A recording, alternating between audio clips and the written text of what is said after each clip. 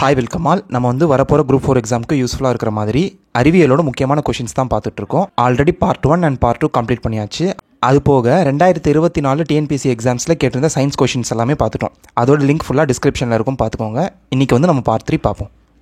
First question, இந்தியாவில் சிப்கோ இயக்கம் எப்போது தொடங்கப்பட்டது? ஆன்சர் 1973. இது வந்து எந்த இடத்துல ஸ்டார்ட் பண்ணியிருப்பாங்கன்னா சமோலி அப்படின்ற டிஸ்ட்ரிக்டில் ஸ்டார்ட் பண்ணியிருப்பாங்க.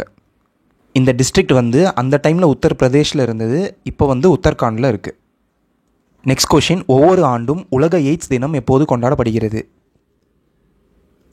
Answer December 1. இந்த டிசீஸ் ரிலேட்டடான இம்பார்ட்டன்ட் டேஸ்லாம் பார்ப்போம். February 4 வந்து உலக கேன்சர் தினம், கேன்சர் டே. அதுக்கடுத்து March 24 வந்து உலக காசநோய் தினம், டிபி டே. நெக்ஸ்ட்டு April 7 வந்து உலக சுகாதார தினம், வேர்ல்டு ஹெல்த் டே. நெக்ஸ்ட்டு May 31 வந்து புகையிலை எதிர்ப்பு தினம், அதாவது ஆன்டி டொபாக்கோ டேனுவாங்க, இல்லைனா நோ டொபாக்கோ டே.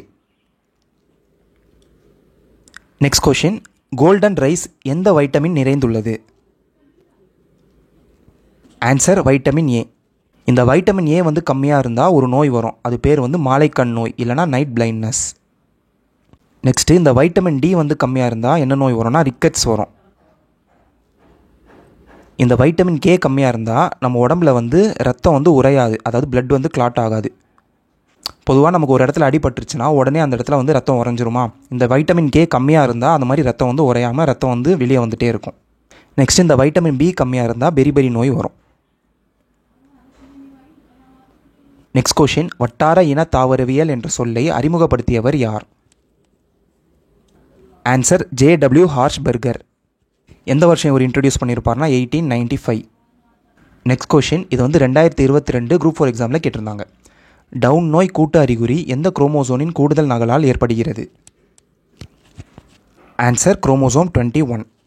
பொதுவாக ஹியூமன்ஸ்க்கு வந்து எவ்வளோ குரோமோசோம் இருக்குதுன்னு கேட்டாங்கன்னா 23 ஜோடிகள் இருக்கும், 23 பேர்ஸ். 23 ஜோடிகள்னால் 46 குரோமோசோம் இருக்கும். இதில் ஃபஸ்ட்டு ஜோடியில் வந்து 2 குரோமோசோம் இருக்கும். நெக்ஸ்ட் 2வது ஜோடியில் 2 குரோமோசோம்.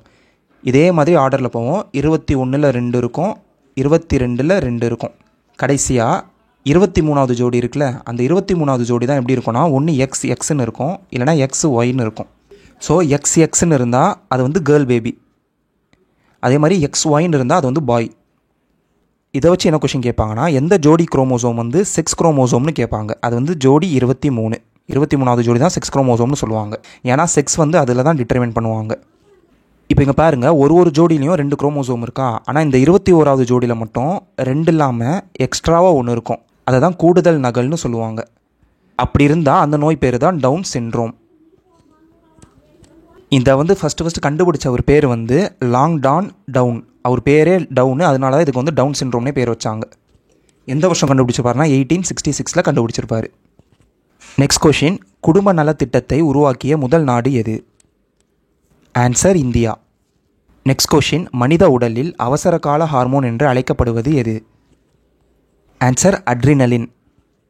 நமக்கு வந்து பொதுவாக 2 கிட்னி இருக்கும், 2 கிட்னிக்கு மேலேயும் இந்த இடத்துல இருக்கும் ஒரு ஹார்மோன், அது பேர் தான் அட்ரினல் ஹார்மோன். தமிழ்லையும் அதே பேரில் தான் இருக்கும். அந்த அட்ரினல் ஹார்மோன் வந்து 2 பார்ட்டாக இருக்கும். ஒன்று வந்து அட்ரினல் கார்டெக்ஸ், தமிழ்லையும் அப்படியே கார்டெக்ஸ்ன்னு தான் இருக்கும். Next adrenal medulla. இந்த அட்ரினல் மெடுலாவில் 2 ஹார்மோன் செக்ரேட் ஆகும். ஒரு ஹார்மோன் பேர் வந்து அட்ரினலின், அதை தான் இங்கே பார்த்தோம். இன்னொரு ஹார்மோன் பேர் நார் அட்ரினலின். ஒன்று வந்து அட்ரினலின், இன்னொன்று வந்து நார் அட்ரினலின். இந்த 2 ஹார்மோனையும் சேர்த்து தான் என்ன சொல்லுவாங்கன்னா எமர்ஜென்சி ஹார்மோன் அப்படின்னு சொல்லுவாங்க, அவசர கால ஹார்மோன்னு சொல்லுவாங்க. அதை தான் இங்கே கொஷினில் கேட்டிருக்காங்க. நெக்ஸ்ட் கொஷின், மனிதர்களில் எத்தனை தண்டுவட நரம்பு ஜோடிகள் உள்ளன? ஆன்சர் 31. மனிதர்களை பொறுத்த வரைக்கும் மூளை, அதாவது பிரெயின், அதுக்கப்புறம் ஸ்பைனல் கார்டு, இந்த 2 இடத்துலேருந்துமே நரம்புகள் வந்து போகும். இந்த மூளையிலேருந்து போகிற நரம்புகள் பேர் என்ன சொல்லுவாங்கன்னா கிரேனியல்னு சொல்லுவாங்க, அதாவது மூளை நரம்புகள்னு சொல்லுவாங்க. மூளை நரம்புகள், கிரேனியல் நர்வ்ஸ். நெக்ஸ்ட் இந்த ஸ்பைனல் கார்ட்லேருந்து போகிற நரம்புகள் பேர் வந்து ஸ்பைனல் நர்வ்ஸ்னு சொல்லுவாங்க, அதாவது தண்டுவட நரம்புகள். அதை தான் இந்த கொஷினில் கேட்டிருக்கேன். டோட்டலாக தண்டுவட நரம்புகள் எவ்வளோ ஜோடி இருக்குன்னா 31 ஜோடிகள் இருக்கும், 31 பேர்ஸ்.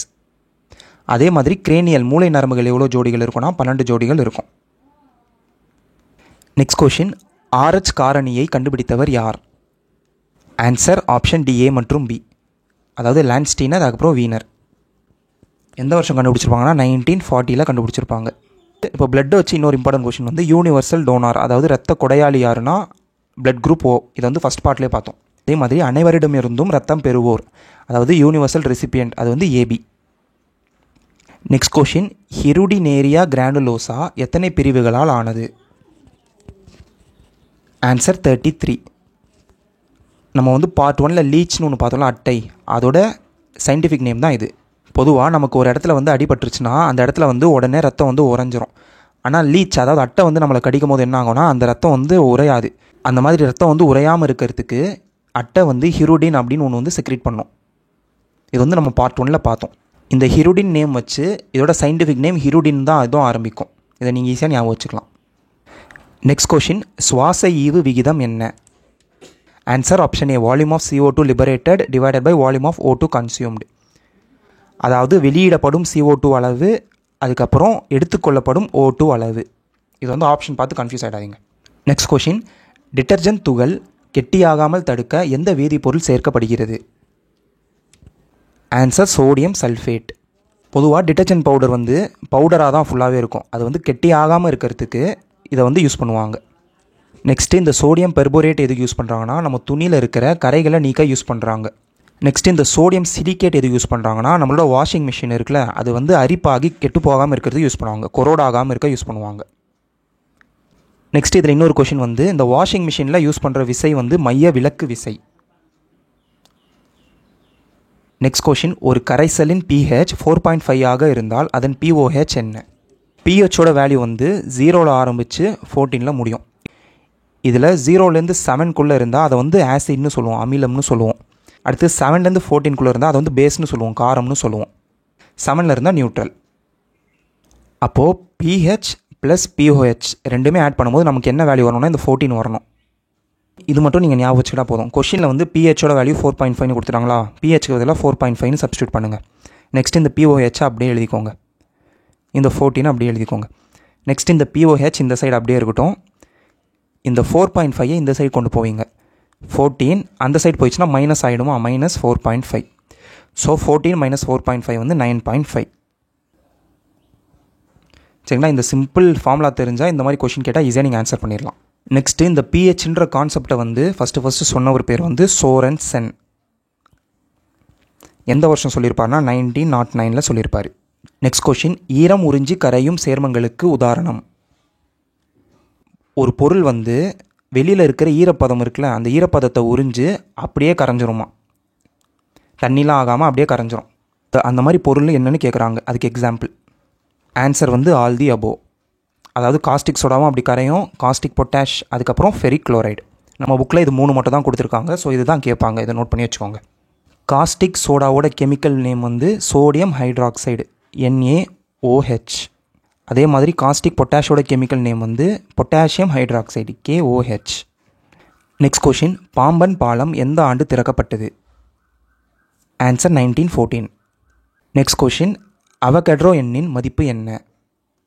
ஆன்சர் 6.022 × 10^23.